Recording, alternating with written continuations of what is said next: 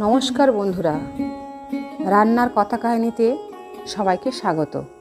আশা করি তোমরা সবাই খুব ভালো আছো। আজকে নতুন একটা রেসিপি নিয়ে রান্নাঘরে আবার এলাম। আজকে রেসিপি বোয়াল মাছের ঝোল। বোয়াল মাছ কে কে খেতে ভালোবাসো আমাকে কিন্তু কমেন্টে জানিও। কিভাবে এই বোয়াল মাছ রান্না করি সেটা আমি তোমাদের সাথে শেয়ার করছি।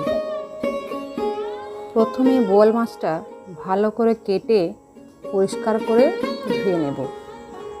ভালো করে ধুয়ে নিয়ে তারপর নুন, হলুদ আর সর্ষের তেল খুব ভালো করে মাখিয়ে নেব। তেলটা কিন্তু অবশ্যই একটু দিতে হবে, কারণ বোয়াল মাছ ভাজার সময় কিন্তু তেলে দিলেই ফুটে ওঠে। এর জন্য তেল মাখিয়ে দিলে অতটা ফুটবে না। এই মাছটা রান্না করার জন্য আমি একটা মশলা তৈরি করে নেব। এর জন্য নেব আদা, রসুন, পেঁয়াজ, কাঁচা লঙ্কা, টমেটো। একসাথে আমি খুব ভালো করে একটা পেস্ট বানিয়ে নেব। কড়াতে একটু বেশি করেই তেল দিতে হবে। আমি এখানে সম্পূর্ণ সর্ষের তেলে করেছি। তেলটা একটু বেশি করে দিয়ে গরম করতে হবে তেলটা খুব ভালো করে। তারপর একটা একটা মাছ ছেড়ে দিতে হবে। লক্ষ্য রাখতে হবে যাতে মাছের তেল চোখে মুখে না ছিটে যায়।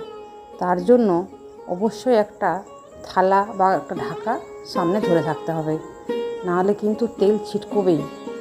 এই বোয়াল মাছ ভাজার সময় একটু সাবধানতা অবলম্বন করতে হয়। আমি সাবধানতা অবলম্বন করেই মাছগুলো একটা একটা করে সব ভেজে নিলাম। এরপর যে তেলটা আমার অবশিষ্ট থাকলো তাতেই আমি রান্নাটা করে নেব। যদি মনে হয় কম আছে তেল, তাহলে একটু তেল দেওয়া যেতে পারে, কিন্তু আমার এখানে তেলের প্রয়োজন নেই, অনেকটাই তেল আছে।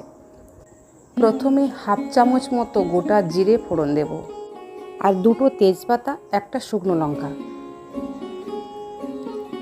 তারপর একটু নেড়ে নিয়ে দিয়ে দেব পেঁয়াজ কুচিগুলো। এখানে আমি পেঁয়াজ বাটাও একটু ব্যবহার করেছি, আর কাটা পেঁয়াজও একটু ব্যবহার করেছি। পেঁয়াজগুলো ভালো করে এবার ভেজে নেব আমি। পেঁয়াজগুলো ভাজার সময় আমি দুটো কাঁচা লঙ্কা দিয়ে দিলাম। কাঁচা লঙ্কাগুলো আমি গোটা দিয়েছিলাম, তাই মাঝখান থেকে দু টুকরো করে দিলাম, নাহলে আবার ফুটে যেতে পারে। তারপর ভালো করে পেঁয়াজটা একটু লাল লাল করে ভেজে নেব। তারপর দিয়ে দিলাম আদা, রসুন, পেঁয়াজ, টমেটোর পেস্ট দিয়ে আবারও ভালো করে একটু নেড়ে নেব।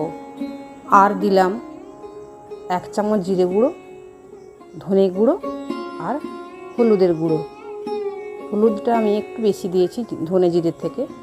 আর দিয়ে দেব কালারের জন্য কাশ্মীরি লাল লঙ্কার গুঁড়ো। দিয়ে ভালো করে কষবো, আবারও কষবো মশলাটা খুব ভালো করে কষতে হবে।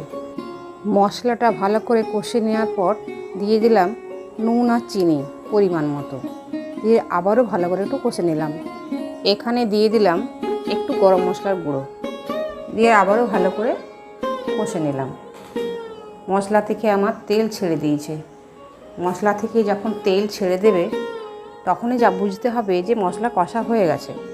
এরপর দিয়ে দেব পরিমাণ মতো জল। যে যেরকম ঝোল রাখবে সেই অনুযায়ী জল দিতে হবে। যে কোনো ঝোল রান্না করার সময় গরম জল ব্যবহার করলে একটা উপকার হয়, সেটা হচ্ছে ঝোলের যে কালারটা সেটা খুব সুন্দর থাকে। ঠান্ডা জলও ব্যবহার করা যায়, কিন্তু গরম জল ব্যবহার করলে জিনিসটা ভালো হয়। এখানে পরিমাণ মতো আমি জল দিয়ে দিয়েছি। এরপর ঢাকা দিয়ে ঝোলটা কিছুক্ষণ ফুটতে দেব। ঝোলটা ফুটে গিয়েছে। এরপর একটা একটা করে সব মাছগুলো আমি ছেড়ে দেব। আবারও ভালো করে ফুটতে দেব। নুন চিনিটা একবার দেখে নিতে হবে ঠিক আছে কি না। নামানোর মিনিট 2-3 আগে আমি কিছু ধনে পাতা কুচি করে উপর থেকে দিয়ে দিলাম। ধনে পাতাটা দিয়ে একটুখানি আমি ফুটিয়ে নেব। তাহলে ধনেপাতার তীব্র গন্ধটা একটু কমে যাবে। এটা বোয়াল মাছ বলেই আমি একটু ধনেপাতা দিলাম, কারণ বোয়াল মাছের নিজস্ব একটা গন্ধ থাকে, সবাই সেটা পছন্দ হয় না। না হলে মাছের ঝোলে ধনেপাতা না দিলেও চলে। এটা কিন্তু আমার সম্পূর্ণ নিজের মতামত, তাহলে মাছের নিজস্বতাটা বজায় থাকে। যদিও আমি এখানে দুটোই ব্যবহার করেছি, কিন্তু পরিমাণে একটু কম দিয়েছি। এইভাবে আমি রান্নাটা সম্পূর্ণ করলাম। রান্নাটা আমার দেখতে খুবই সুন্দর হয়েছে। এরপর খেয়ে দেখার পালা। বোয়াল মাছের ঝোল দিয়ে গরম গরম ভাত খেতে খুবই সুন্দর লাগে। তাহলে বন্ধুরা, তোমরাও বাড়িতে বানাও, বাড়িতে বানিয়ে খেয়ে দেখো কত সুন্দর লাগে। দারুণ একটা রেসিপি। আমার ভিডিওটা যদি সবাইকার ভালো লেগে থাকে তাহলে অবশ্যই একটা লাইক, কমেন্ট ও শেয়ার করে দিও।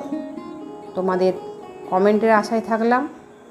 আর আবারও বলি, সবাই খুব ভালো থাকবে। সবাইকে অসংখ্য ধন্যবাদ আমার সাথে থাকার জন্য।